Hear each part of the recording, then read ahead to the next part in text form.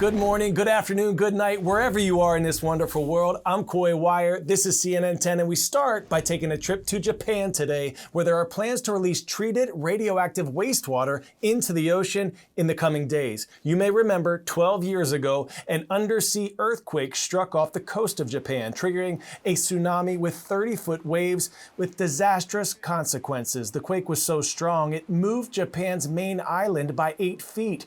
More than 20,000 people died or went missing. The earthquake and tsunami also cut power to the Fukushima Daiichi nuclear plant. Nuclear reactors need water to stay cool and prevent meltdowns, but at the Fukushima Daiichi plant, those cooling systems started to fail. Reactor cores overheated and contaminated water inside the plant with highly radioactive material. It was Japan's worst ever nuclear disaster, and it took years for the government to lift evacuation orders near the site. Japan was also left with tons of radioactive wastewater, which it has stored and treated over the past decade. Now the country says it's running out of space for the material, and it plans to start releasing treated, diluted wastewater into the Pacific Ocean as early as Thursday. There are third parties involved to monitor the release, including the International Atomic Energy Agency.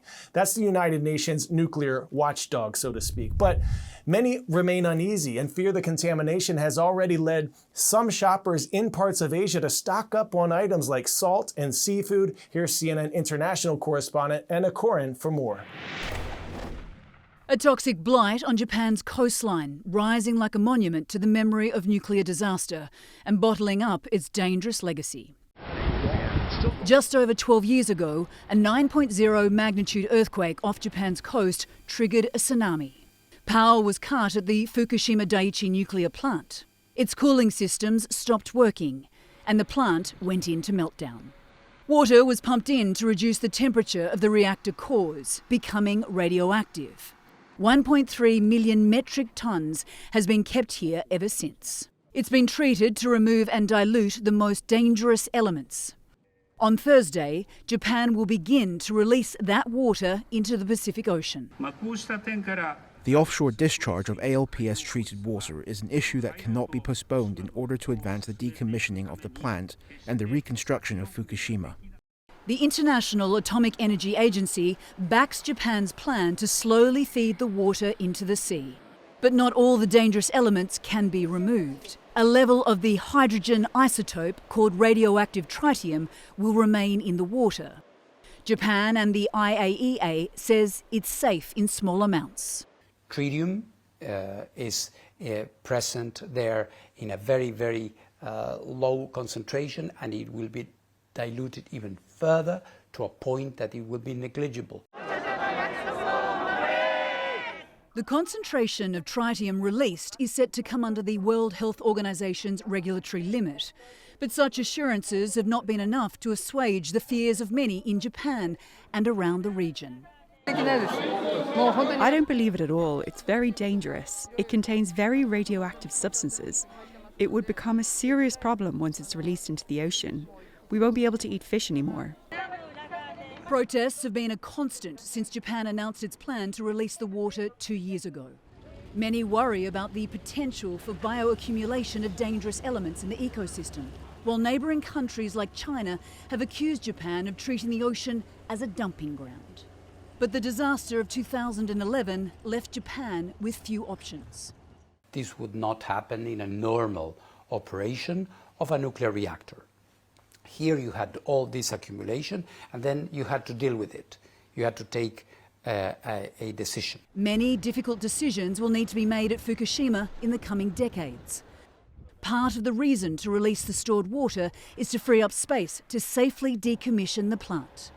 The legacy of the Fukushima nuclear disaster will be a lasting one. 10-second trivia. With current technology, how long would it take for humans to make a round trip to Mars? 6 months, 1 year, 2 to 3 years, at least 15 years. According to NASA, a crewed mission to Mars and back would take 2 to 3 years. If you were going to be floating in space for 2 to 3 years, what one food would you want to eat? Have you ever heard of the Deep Space Food Challenge? It's an international competition put on by NASA and the Canadian Space Agency to find ways to create healthy, tasty foods for astronauts on long missions like a round trip to Mars. CNN space and science writer Ashley Strickland takes us to a culinary lab in San Francisco for more. So one thing to know about food in space is like your taste buds are not functioning the same way as they are when you're on the surface. The food that we give astronauts is actually quite pungent for them to even feel anything. Right. Yeah. So good strong flavors, right? It's not going to be subtle. Keeping astronauts healthy on long missions in space presents many challenges, and food is a big one. Fanon Bagley is the co-founder of Nonfiction, a design firm that is one of several finalists in a NASA and Canadian Space Agency competition called the Deep Space Food Challenge. So going to Mars is going to take 2.5 to 3 years round trip, and astronauts can only eat so many freeze-dried, rehydrated food before they go crazy. So what are some of these greens that we're seeing here? Yes, so this is an aeroponic garden. So you can see some baby bok choy, you can see some like butter greens. Nonfiction calls this a culinary lab. It's a working mock-up of a modular unit that can fit into a spacecraft. It grows food, has a coffee maker, and can even grill meat. As we all know, open fire is frowned upon in space. Right, yeah, let's avoid that, right? So what we decide to do is to use basically microwave to heat up the meat, and then to essentially draw the grill pattern on the protein using lasers. There we go. Oh, wow! So there's a little grill mark on top, kind of like depending on how wet the top surface was, but makes this piece of chicken look a lot more appetizing, right? Space barbecue. Space barbecue. This part of the culinary lab is what Nonfiction calls Munch. It's a bioreactor that grows algae that can be harvested and eaten by the astronauts. So what we do is that we extract these little discs of microalgae, and then eventually we get a lot of it. And then this smells terrible and it doesn't taste great, but it's very nutritious. So what we do is that to hide the flavor, we actually mix it with a lot of different types of ingredients here. You are in a silicone bag and then you mix it up, and then it ends up as balls like this. And you can keep these for 2 or 3 days. They'll still taste pretty fresh. I feel like I'm gonna have a special meal here. There you go. Astronaut food. It's the future. Cheers to space food.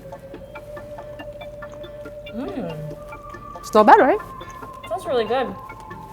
We got the peanut butter and the oats. It's a really nice texture. That's delicious. I could eat this all the time. That's really good. It's not just that intrepid spacefaring humans need food to stay alive. The preparation, taste, and appearance of food can have real psychological benefits for astronauts.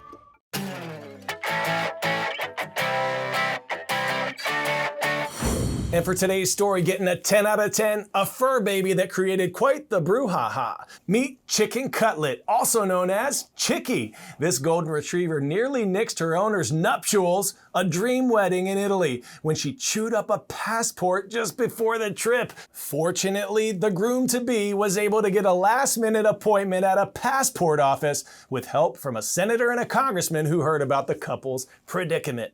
Winner of #YourWordWednesday is Mr. Jose Antonio from Spain for submitting brouhaha, a noun meaning a loud, chaotic reaction to something. Well done. Now to our favorite part of the day, you. Today's special shout out goes to Bullitt Central High School in Shepherdsville, Kentucky. Go Cougars. Thanks for subscribing and commenting on our CNN 10 YouTube page with your shout out requests. And hey, put your teachers' names in there too. Don't forget to smile, everyone. I'll see you next time. I'm Coy Wire and we are CNN 10.